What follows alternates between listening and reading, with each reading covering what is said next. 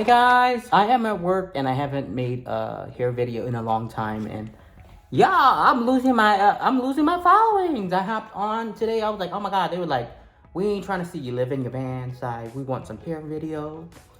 I got y'all. So I'm halfway through this, and this is for your actual clients in your salon, or even if you work on wigs. Okay, so you don't know what part of this is. It's the back part of the hair. So I'm gonna show you guys a easy, simple, horizontal way to highlight hair. I guess this is a balayage look, a foliage look, or a lived-in look. So I'm down to my last section, so all I've been doing is grabbing probably 2-inch thick sections and just separating the top. So the bottom I'm leaving out as my low light, and this top piece right here. So this section right here is about 2 inch long. So I'm just, like I said, we don't got no fancy cameras around here or anything. It's just me. You guys, I literally pouch. I mean, you guys are on the window still, they call it, or shelf, whatever they call it.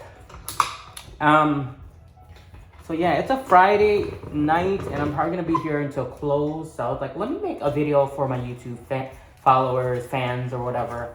YouTube friends, I'm gonna call y'all YouTube friends. So this will be treated as a low light. So this is my natural low light, which I'm leaving out, and you can get creative, but you just don't have to leave this out. You can surface paint with permanent hair color and make this a different like transition color, which in my salon I call contrast lights. It is a service that I provide my customers, saying, let's say this hair was actually black, okay? And we want more of a smoother transition with the highlights.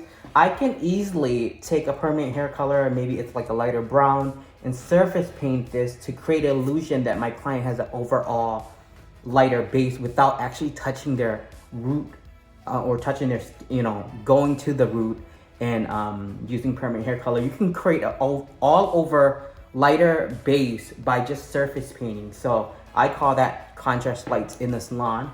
You guys can do that. So I'm taking this down and leaving this out, or you can paint that with permanent hair color. And then I'm taking this top piece. Remember, when you're doing this technique, you always want to finish the top of the head with a highlight. Otherwise, it's not gonna look all blended. I'm gonna take my, I got this from Sally's or whatever. You can use a regular comb or whatever. And I'm gonna back comb this. You guys can see. I'll back comb this from the ends up, okay? And how you know you got a good back comb is you take your comb like this, and if you can see it underneath the hair strand, then you're good to go. If you can't barely see it, that means it's too thick, and you're not gonna get, one, an even lift, and two, you're not gonna get even penetration with your lightener. So I'm gonna take some of my lightener. This video is not about what products I'm using. I just say use whatever products that is good for you. But I like to place my product on my foil first, and that creates like a barrier for the foil to stick, okay? This might be a very half ASS video because I thought of it randomly. So yeah, I'm still giving y'all content. Be very grateful. Show some gratitude, you know what I mean? So basically now I have that laying down. And I'm gonna start from my ends first. I like to build my ends up because sometimes the ends have a hard time lifting, especially if you're working on hair extensions or a wig or a client. They have built up, but that's how I like to do it. And then I'm gonna make sure I am just going in. I find that if I am working with a thicker strand of hair, I find that if I have a really coarse brush, like a hard bristle brush, it really gets into those strands and make sure I'm fully penetrated. Or you can do thinner sections so you don't have to worry about that. I find hair lift easier and better when you're foiling thinner and finer hair. Not meaning like the hair is actually fine when you're actually sectioning out finer hair. So as I get to the top, you want to feather it in like that, and you don't want to create a harsh line. Some people will create W's, but I just feather it in like that.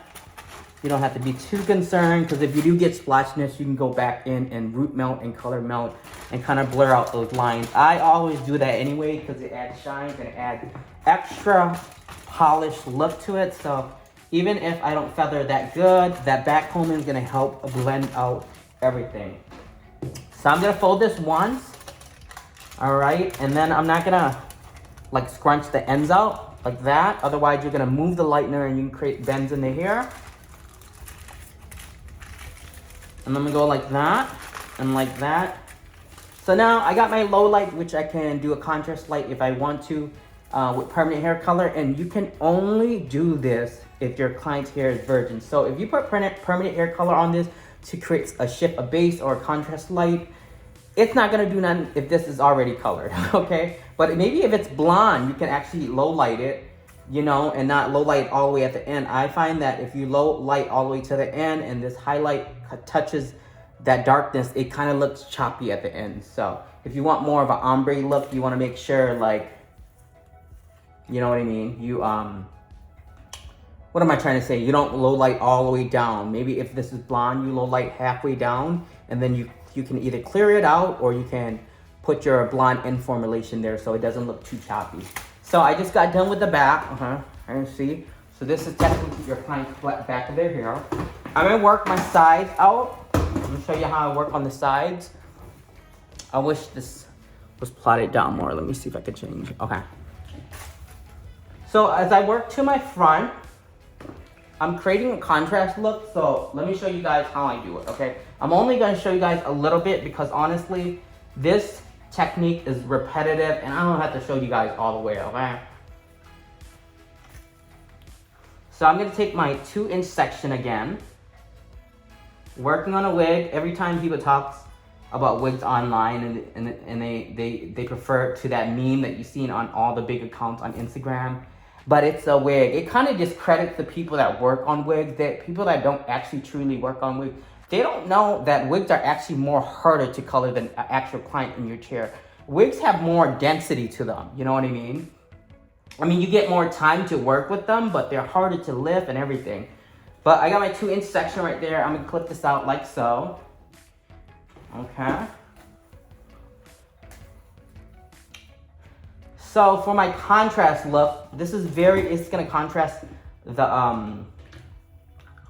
what am I trying to say? It's gonna contrast the hairline, okay, you guys?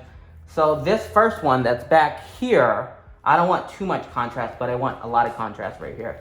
So what I'm gonna do is I'm gonna tease this like so, okay? Tease like this, like so. I'm gonna highlight this whole thing.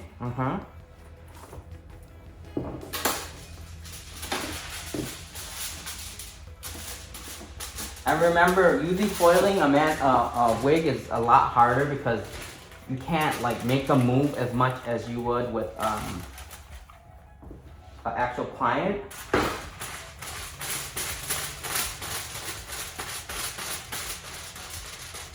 Like that. Feather to the top.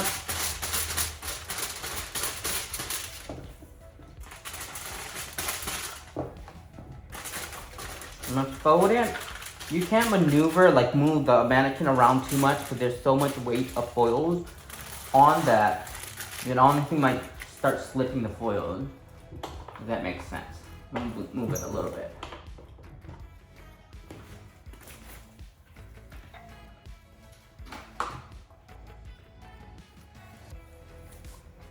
Now for this piece, since it's against that super blonde one, this back piece, all right, I'm gonna weed this one out so there's more specks of brown involved. So this pops more, this front piece pops more. And I just gave y'all my little secret on how to learn how to maneuver around the head. You know, as an artist, it's like, I think people put too much rules in here and I don't like that.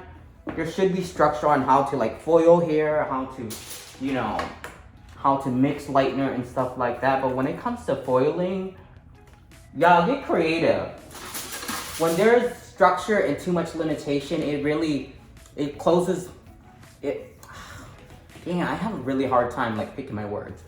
it really closes you as an artist, you know what I mean? It puts you in a box. I honestly have been an artist where I take what people tell me and I listen, inspire, but I never follow the crowd. Like, I'm me. Like, I'm gonna do what works for me, you know what I mean? At the end of the day, it sounds stubborn, but artists always do what is right for them at the end of the day, you know what I mean? Alright, so I'm gonna paint my foil. I don't always paint my foils, but I do them randomly whenever I want to. Remember, you guys, you are the boss. You can take what someone is learning, teaching you, but make it your own, you know, at the end of the day.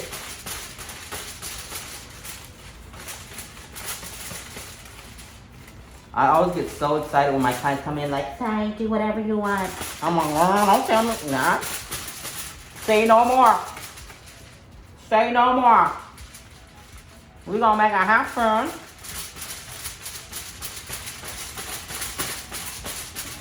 Okay, that one was kind of like, whatever.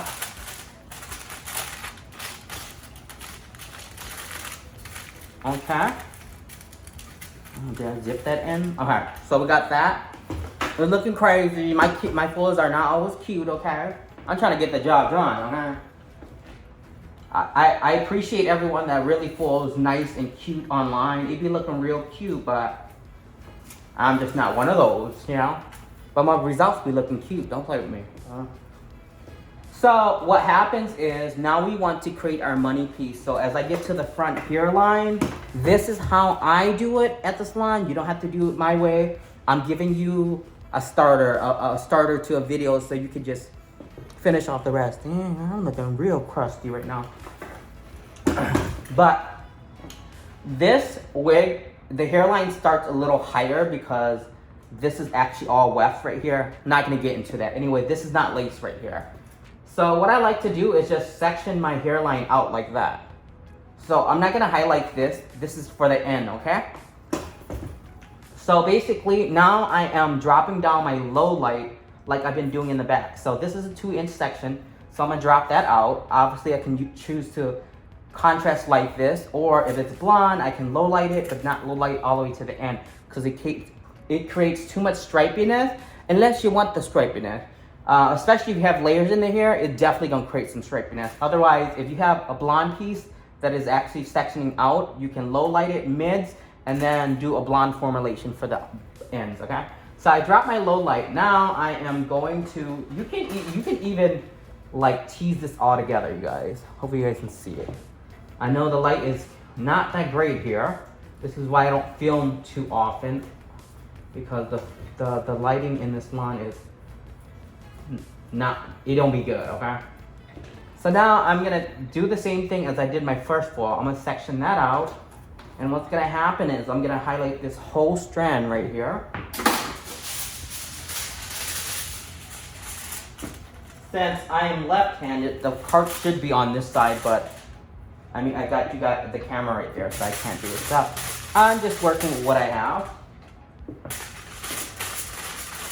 I've been thinking like life is busy and I'm not like a full-time YouTuber.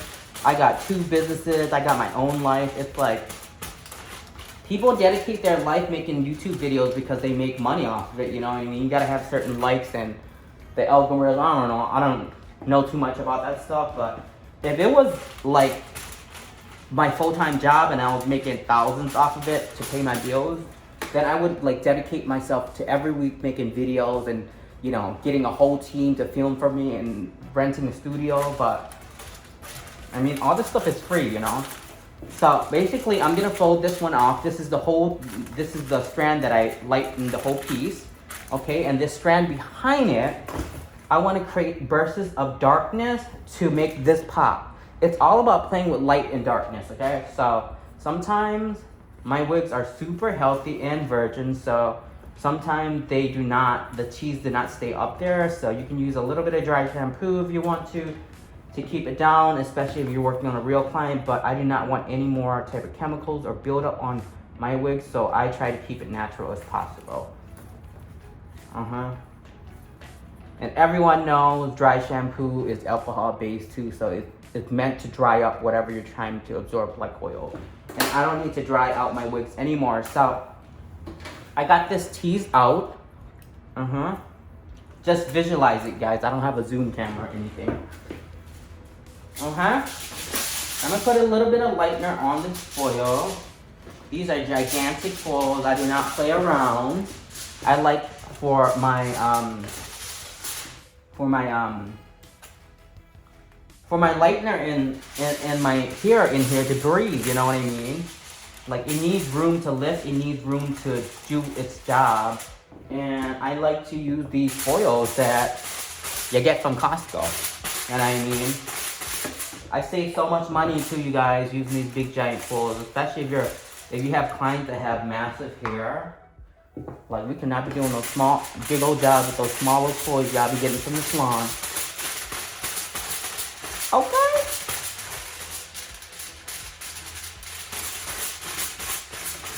Alright, you guys, so this is my tease and weave.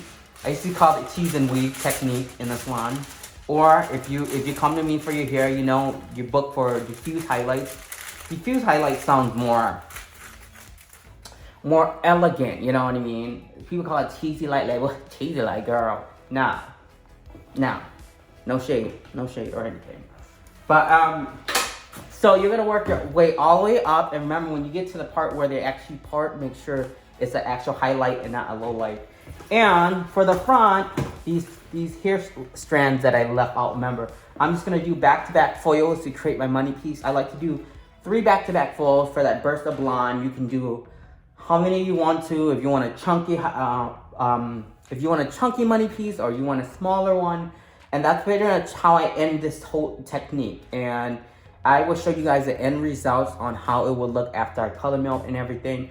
But this is just a short education video for you guys. I freestyle everything. I did not plan this out. So after you get done with this, you let it process however long you want your light, your formula or your end results to be. You wash it out, you brush the teasing out, and then you're gonna add your root formula to blur out any harsh lines or anything, and then your end formula, and put a little bit of smudging around the hairline so it's not so harsh with the money piece.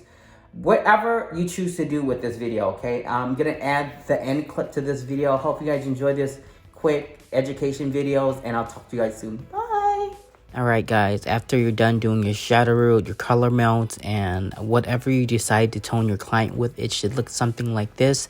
Now this unit, I ended up doing 2 back-to-back foils. I wanted a softer money piece, and then I wanted to show you guys another version where I did 4 back-to-back foils, which gave me a more dramatic money piece. Anyways, hope you guys enjoyed this video. I'll talk to you guys soon. Bye.